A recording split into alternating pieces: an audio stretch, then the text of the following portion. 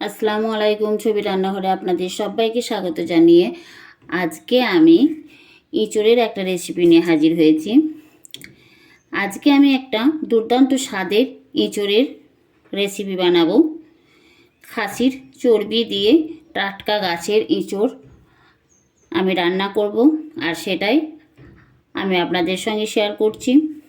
আমার চ্যানেলে যদি প্রথমে এসে থাকেন বন্ধুরা, তাহলে আপনাদের কাছে অনুরোধ, আমার চ্যানেলটিকে সাবস্ক্রাইব করে ভিডিওটিতে লাইক দিয়ে পুরো ভিডিওটা দেখতে থাকুন। চলুন আমি এই ইঁচড়টা কীভাবে রান্না করছি সেটা দেখাবো। আর খাসির চর্বি দিয়ে ইঁচড় রান্না দারুণ লাগে। আমি এখানে ইঁচড়টা প্রথমে কেটে খোসাটাকে ছাড়িয়ে ডুমো ডুমো করে পিস করে নেব। বন্ধুরা, আমি এঁচড়টা এইভাবে কেটে নিয়েছি, আর এরকম মোটা মোটা পিস করেছি। ঠিক এইভাবে এঁচড়টা কেটে সঙ্গে সঙ্গে হলুদ দিয়ে জলে ডুবিয়ে রাখতে হবে, তাহলে কালো হবে না, এই যে এরকম পরিষ্কার থাকবে। আমি এখন এঁচড়টা সেদ্ধ করে নেব। এঁচড়টা সেদ্ধ করার জন্য আমি গ্যাসে একটা কুকার বসিয়েছি। আপনারা চাইলে কড়াইয়ের মধ্যে সেদ্ধ করতে পারেন, তাড়াতাড়ি হবে। তার জন্য আমি কুকারে একটা সিটি বাজিয়ে দেব হলুদ গুঁড়ো, আর দেব লবণ। এখন আমি কেটে রাখা ইঁচড়ের টুকরোগুলো দিয়ে দেব। ইঁচড়গুলো দিয়ে দিয়েছি। এখন আমি কুকারের ঢাকনাটা লাগিয়ে একটা সিটি দিয়ে আমি ইঁচড়টা সেদ্ধ করে নেব। ইঁচড়টা সেদ্ধ হয়ে গেছে, আমি জলটা ঝরিয়ে নেব। আমি একটা ভাজা মশলা বানাবো। এখানে নিয়েছি ধনে, জিরে, গোটা দুটো শুকনো লঙ্কা, আর এখানে নিয়েছি গরম মশলা, এলাচ, দারচিনি, লবঙ্গ। এটা শুকনো কড়াইয়ে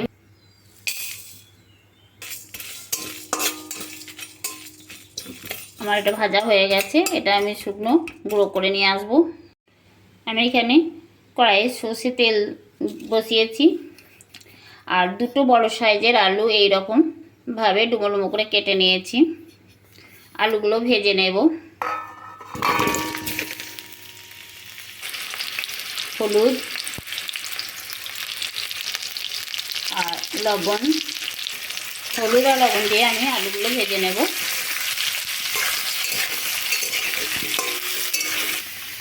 আলুগুলো লাল লাল করে ভেজে নিয়েছি। এখন ইঁচড়গুলো দিয়ে দেব।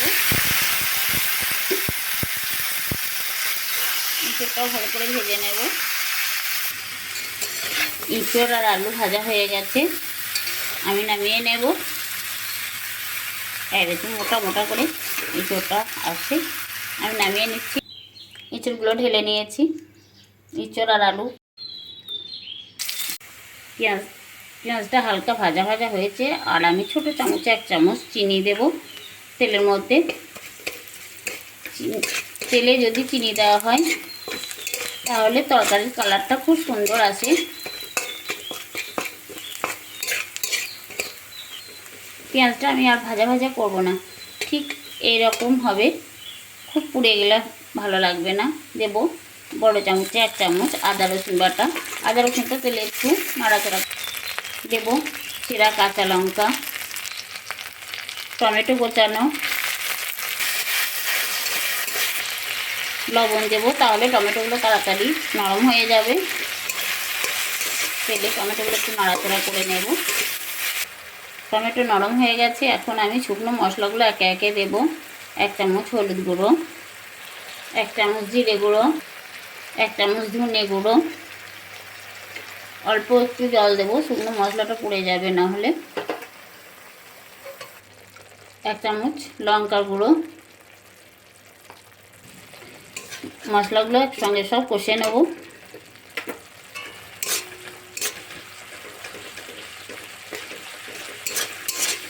ভালোভাবে মশলাটা আমি কষে নেব। এখন ভাজা মশলাটা দেব না।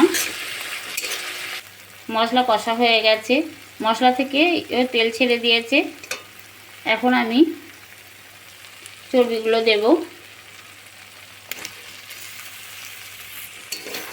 বন্ধুরা, এই খাসির চর্বি দিয়ে একবার ইঁচড় রান্না করে দেখবেন। খাসির চর্বিটা আমি এইভাবে মশলার সঙ্গে কষে নেব।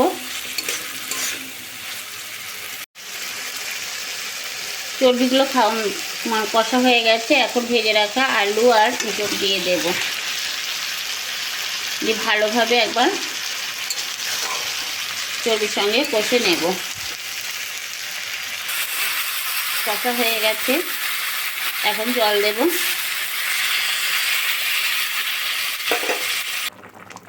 এটা ফুটে গেছে। এখন গ্যাসের একটা ঢাকা দিয়ে লো ফ্লেমে রেখে আলুটা সেদ্ধ করে নেব। আলু, চর্বি, ইঁচড় তো সেদ্ধ হয়ে আছে।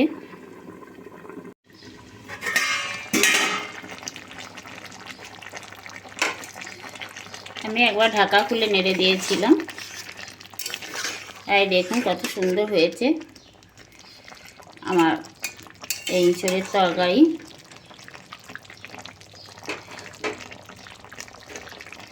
আমি ভেজে রাখা মশলাটা দেব।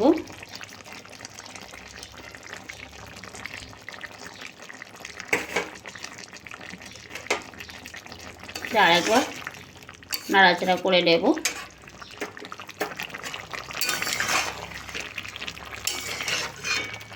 বন্ধুরা, আমার রান্না হয়ে গেছে। এখন আমি গ্যাসটা অফ করে দিয়েছি। বন্ধুরা, আমার এই ইঁচড়ের রেসিপি হয়ে গেছে।